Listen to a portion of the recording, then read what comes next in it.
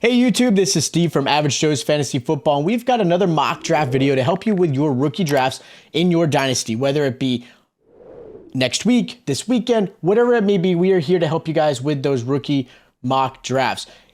This is going to be the 11th position, all right? 111. This is going to be Superflex, full PPR, again, rookie draft, so that way we get you guys in there. Now, if you guys haven't already, check out our dynasty rankings as well, to kind of help you guys, whether it be your startups or, of course, any type of trades or rookies as well, just to get you guys prepared for the season.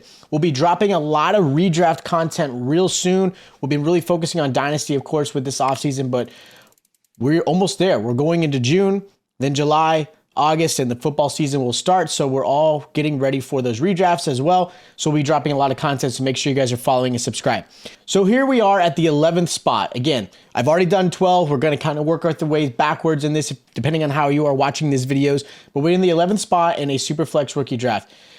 A lot of what you're going to see in this draft is going to be some insight. You'll start to see players fall further. You might see some players moving up. And again, a lot of has happened over this offseason. A lot of Twitter, a lot of Facebook, a lot of different things are going to start influencing how these drafts are going on. Because if I were to show you this draft 2 months ago and where it is now, totally different spots for most of these players, except for a few that, of course, are the, say, top 4 or 5. So let's get this started. We're going to drop right into this. Again, in the 11th spot, you're looking for the best possible position. Sometimes people draft for the position they need help with. And sometimes that works well for you and sometimes it doesn't. I always tell folks that's great, but sometimes you have to think about, is this player a reach or somebody who's going to add value now, or is it just a replacement to a need in your team? I think sometimes your best bet is always going to be getting the best possible player in that particular spot, not necessarily always the player to fill your role. You may not always win every year. That happens. This is Dynasty. You got to always think about the future. So right here, you guys see the top 3 quarterbacks go in the first 4 spots. Totally makes sense. Bijan's always in the first spot. That's pretty much given. And then Jahmyr Gibbs.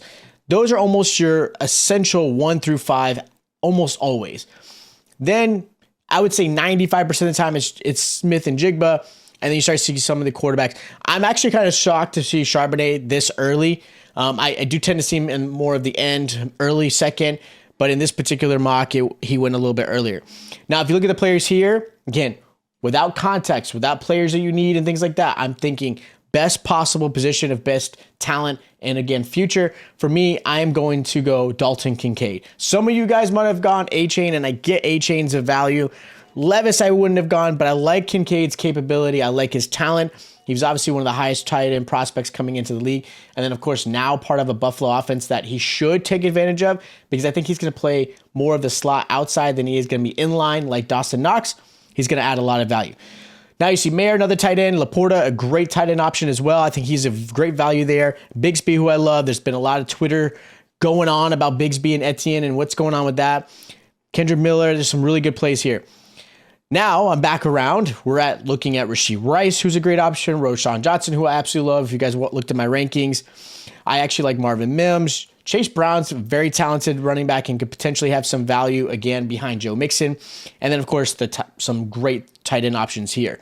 For me, I'm a big Rashee Rice believer. I think what he's been able to do in this draft and being able to possibly be a strong wide receiver option for Kansas City and the Mahomes throws, we'll see. Obviously, there's a lot going on with DeAndre Hopkins. We'll see where he ends up landing, but I like Rashee Rice here at the second turn.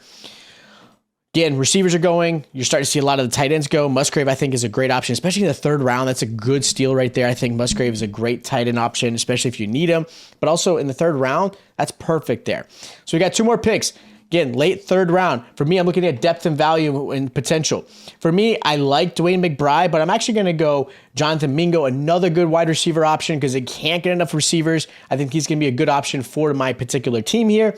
Again, adding value, another Carolina weapon. There's not a lot of weapons for Carolina, and I think he's going to actually take advantage of that. You're going to see a lot of quarterbacks. In deep rookie drafts, you'll see these quarterbacks go. For the most part, you could probably pick these guys up off of waivers.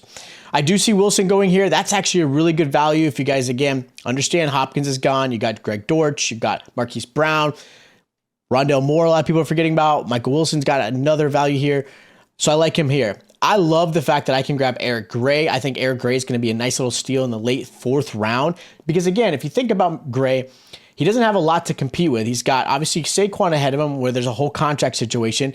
And then on top of that, you got Breida. Breida could be someone who's going to end up getting cut depending on what ends up happening this training camp. So Gray could easily squeak into the RB2 role behind Saquon. As long as Saquon has a healthy season, Gray will still have some value. Obviously, if Saquon takes some time away due to the contract or does get hurt, Gray may sneak in and actually have a good upcoming season. Again, he's more depth and handcuff if you are a Barkley owner, but I do like him there. So that's my 111 draft in this rookie mock draft. Again, if you guys agree with some of the players I picked, or maybe you guys thought some other players I probably should have gone after, hit me up in the comments down below. Again, this is more insight and just kind of give you some value and kind of seeing where players are starting to fall, just so you have an idea. Sometimes, obviously, trades are involved. Sometimes you've got multiple picks in the first round. A lot of factors will play. This is more of a basic, hey, these are where players are going. You essentially kind of know the top 5, and you start to see where players are going. And maybe you have to make some trades to add some great value and, of course, future depth for your team. If you guys did enjoy the content, make sure you guys are subscribed to the channel. Don't forget to hit that like button while you're here. Also, make sure you check out our other mock drafts and, of course, any of our rankings, whether it be redraft, dynasty, maybe some buys and sells you should be helping your dynasty draft or potential team as well. So, again, make sure you guys are watching those videos. Again, stay tuned. We'll be dropping more dynasty content. And, of course, we'll be dropping a lot of redraft this upcoming season right before the football season starts. So, again, make sure you guys are paying attention to that. Again, don't forget to subscribe, like, and I'll check you guys out next time.